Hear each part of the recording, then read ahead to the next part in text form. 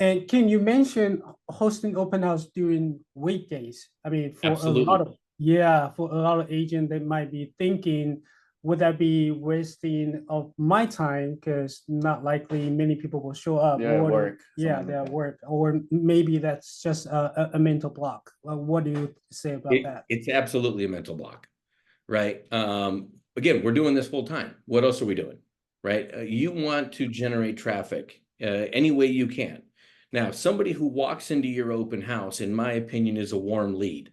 You could cold call, and that's exactly it. It's cold calling. Primo loves to do it. He sits and makes phone calls for 3-4 hours a day, and you make enough calls, you're going to convert one, right? Or if you don't have the money or the budget to buy Mojo or a dialer or whatever, the cheapest, most effective way to start converting buyers and to make money is open houses, in my opinion.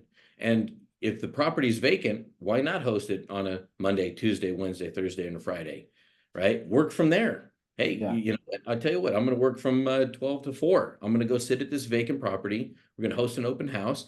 I'm going to bring my laptop with me and I'm going to work from there. So I'm going to work at the office. I'm going to work at the open house. And you never know who's going to walk through the door. Most people, sure, they have Saturday, Sundays off, but the people that work Saturdays and Sundays, guess what? They're off during the week. And they missed that opportunity to see the open house. Now, sure, you don't get as much traffic, but if you've got nothing going on and you're looking to make a living, that's the quickest way to convert somebody. Door knock. I love door knocking right before the open house. So the Friday before, you want to invite the neighbors, I'm not soliciting. I tell the neighbors when I knock on the door, they got the no solicitation sign. Folks, I'm just inviting you guys to the open house, and it opens that door in that conversation. Hey, what are they looking to get for their house? Well, it just so happens we took it to market. We're only asking $799 for it. You've got a beautiful home. I might be able to get you a little bit more if you're thinking of selling, and you never know where that conversation is going to go. And if you say, no, thank you, but I'll be by, sure. You give them the flyer, you get their information. But if they open the door to the conversation, have the conversation, and you never know when all of a sudden you're walking into their home, you're looking at it and you're realizing, hey, let me put together an evaluation and I'd love to come back and let's talk about it, but you got to be able to strike when the iron's hot. When somebody gives you that opportunity, you got to step through the door. You got to be ready to go. Tim, can we do this real quick? Yeah. Let's pretend we're at the open house. You're the agent and we are gay couple. We're good friends. We're walking into the open house. Can you do like a quick role play? What kind of question you will ask? How would it look? Yeah, the reason why we want to do this is because we noticed a lot of when we went to other agents' open house, there are some agents just staying there, say nothing. So if possible, you've got 2 agents or 3 agents at your open house. I like that so that you have the freedom to leave. I'm not afraid to leave an open house and be back in 30 minutes. So if you guys happen to walk through the door, I understand that 95% of the time you guys might not be there to buy this house. But we're going to role play that. And hey, how you guys doing? Welcome to our open house. My name's Kim, and who am I meeting? And I'll stick my hand out. And I'm Ethan. Jack and Ethan, fantastic. I'm just going to sign you in real quick. Why? Because I want to help remember your name. Jack and Ethan, fantastic. Are you guys in the area? Now, a lot of times they're neighbors, so I always, want to find out, folks, did you guys see one of my open house signs? If you don't mind me asking, how'd you guys hear about us? I saw your open house, so you're a little curious. And we'll just dive in. Are you guys in the market for a home? Now, I dive right in because I'm going to catch them off guard to some degree. I want an immediate response. Yes, yes, no, no. But that doesn't mean we can't bring them back to the table. So if they said no, because a lot of people get defensive, but their initial reaction and their initial response is going to be either yes or no. Yes, we're looking, or no, we're not. But, folks, are you guys looking to make a purchase anytime soon? Yes. Well, I'd love to show you this house. Come on in. Let's take a look at it. Let's see what you like and what you don't like and see if something like this works for you.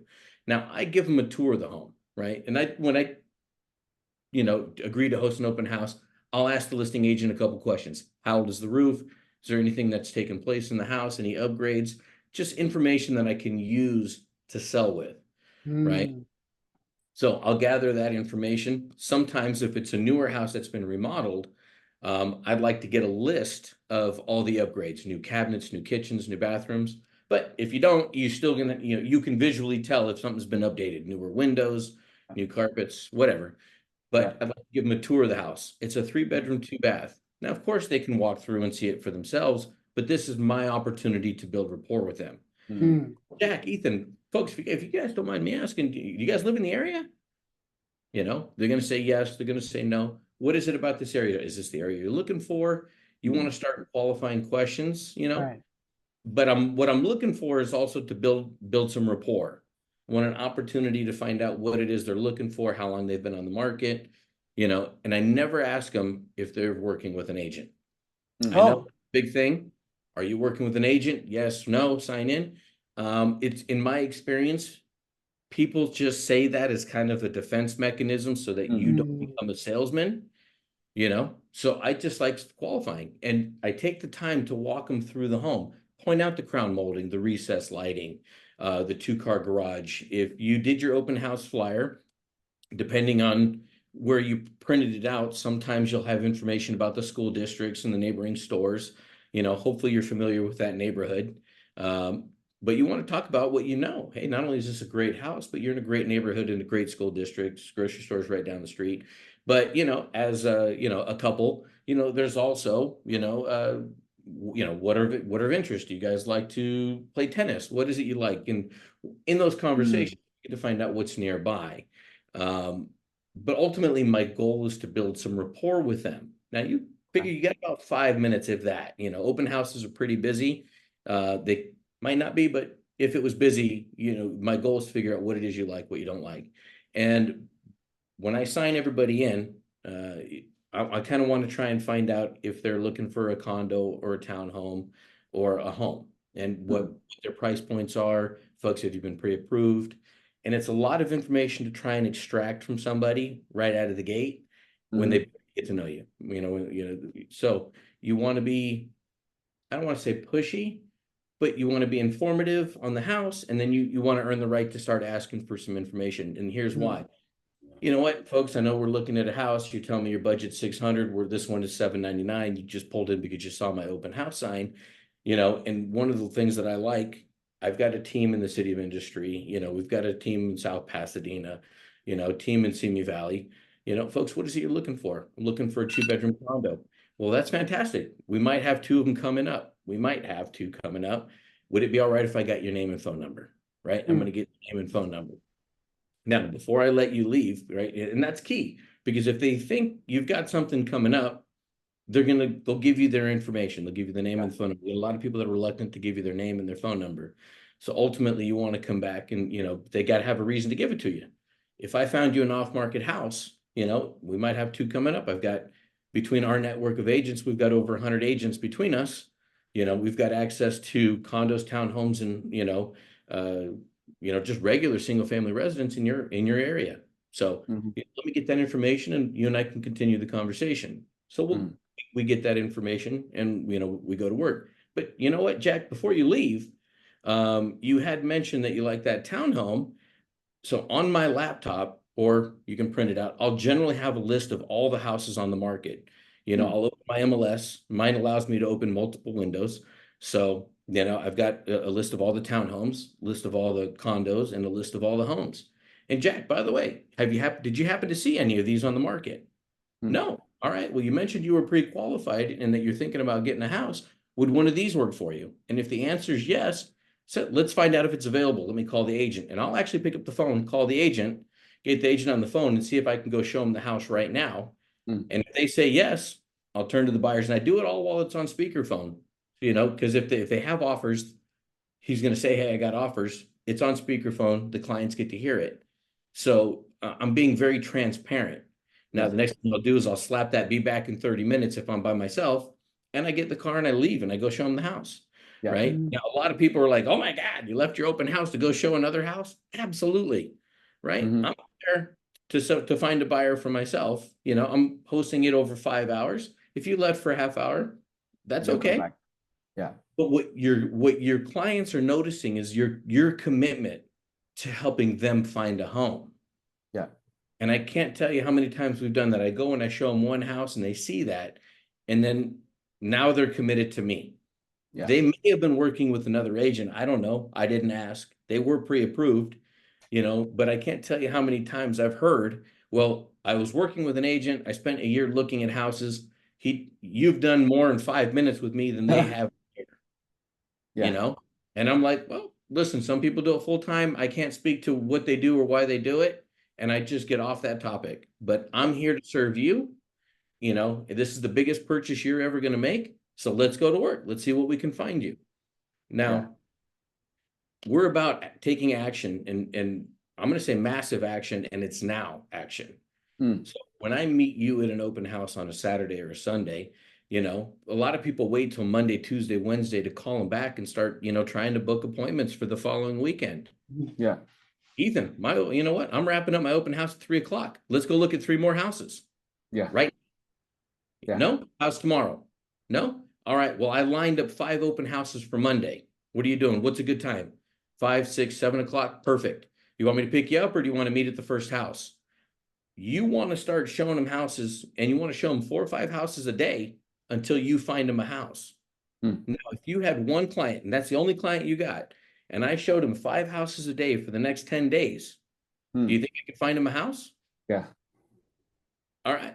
So now let's say if I do that again the following weekend or 2 weekends later, and I happen to find another buyer, and I do that same thing where I spend the next 10 to 14 days finding him a house, could I get him under contract?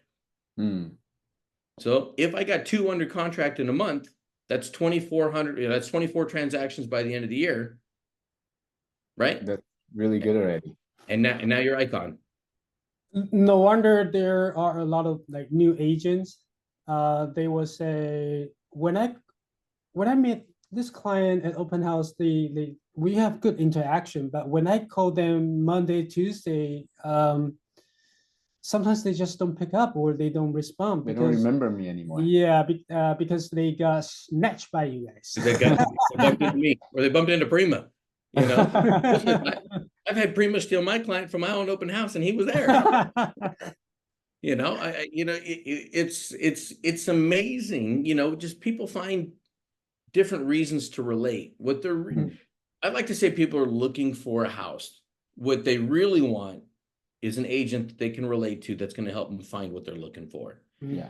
If you can find an avenue to relate to them, whether it's on a religious level, you know, I don't want to say political, you know, because that tends to create an uproar, but you never know. Guy pulls up, he's got a bumper sticker. If you can relate to him, have the conversation with him. You know, why not? You know, sometimes it's danger, you know, but you want to be able to relate to somebody. And if they, you know, they need to know, like, and trust you if they're going to want to do business with you.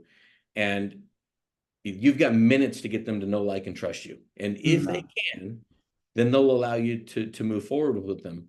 But we've gotten listings from an open house. You know, one of my favorite lines, I had a guy walk in. He just kind of had that puzzled look. He's looking around, and I said, folks, you look like one of the neighbors. It's just one of my go-to lines.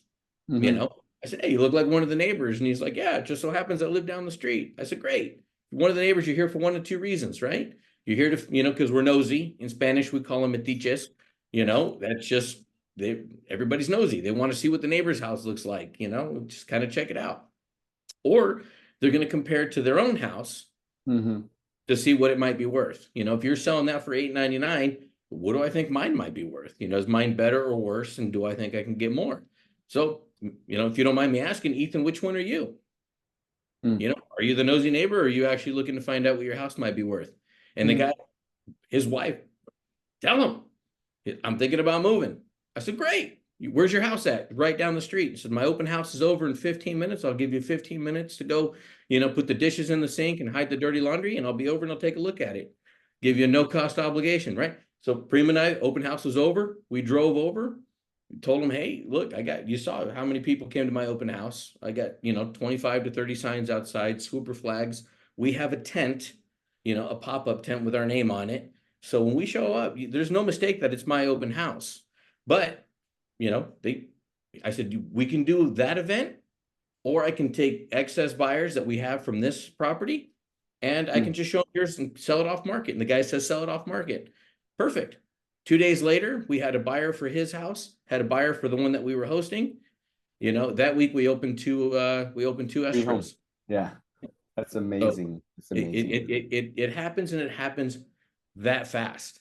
you know, but those opportunities get squandered because agents don't know, or they just don't know it's okay. It's okay to invite people in and have an open and honest conversation with people. We try and keep things professional when in reality, they want to know, like, and trust you. They want to build that rapport with you, and then they want to be themselves. Yeah, I think a lot of the buyer, especially the motivated, they're going to appreciate that a lot, how you're very on point and you're guiding them to what they're looking for, buying or selling. So we really, really, really do appreciate you coming on and share with us all these great tips about doing open houses. And I know that you are expanding your team as well. If people want to reach out to you, I mean, how do they reach out to you? So, well, you know, the best way is just to either call me or text me at 805-404-2434. You can certainly email me at kimewinghomes@gmail.com. But if you're looking for a quick response, you know, the best way is just to shoot me a text. But awesome. Yeah, there's so much more to even just the setup. You know, for instance, we were talking about the number of signs. You know, if you can get 20 or 30 signs out there, make sure they got the address QR codes on them. If you can afford to buy a swooper flag, they're $75 to $100 that just says open house with your name on it. You want to drive that attention, but I can't tell you how many times the neighbors will walk over and they're like, "Hey, I like the way you hosted that open house. You know, I'm thinking about selling mine." It might not even be my listing. It's got got somebody else's name hanging on the for sale sign, but he met me and he liked me, and now I got a listing 2 doors down and hosting an open house at their house. So the open house is basically like your listing presentation already. I mean, it's 100% my listing presentation to the neighbors. And I can't tell you how many times we convert those opportunities, you know, but you got to be willing to ask for the business. And a lot of agents get shy and they don't, you know, and doesn't, you know, we can encourage them, but they've got to be able to say, "Hey folks, even if it's that simple, are you looking to sell your house? Are you looking to buy, sell, or invest in real estate? I'd love the opportunity to work with you." Apologize for the alarm. Is the alarm to tell me to go to open house? Okay, right, Kim, thank you so much. I think you definitely have more to share, and we would love invite you back to share more of your experience, technique, everything. Yeah, so thank you. Contracts, you know, guys, it's one thing when you get a buyer. Now what do you do with it? You know, how you write your contracts to get your offers accepted, that's critical. So anyways, I've got some more on that if anybody's there interested in hearing more on that. Do another video. We can do that for the next episode. Okay. Awesome. All right. 好，那今天很感谢 Kim 的时间，他跟我们学非常多 Open House 你可以做的一些小技巧。那有很多新的经纪人，他们进来的时候，我都会觉得说奇怪，为什么我做 Open House 都没有效？那是因为他们是 take 更多 action， 就是他们是走在你前面，把这一些客人都已经先抓走了。所以如果你们也可以 put in the same action 的话，你们的这个效果应该会比以前好非常多。那今天影片的时间就到这边。那在最后呢，如果你喜欢我们的影片的话，麻烦帮我们按个赞。那我们自己有一个微信群啊，房产经纪工作室，如果有兴趣的话，可以扫下面的 QR code 加入我们。那影片就到这边，我们下一期见喽，拜拜。Bye. Thank you guys. Have a good one. Appreciate you.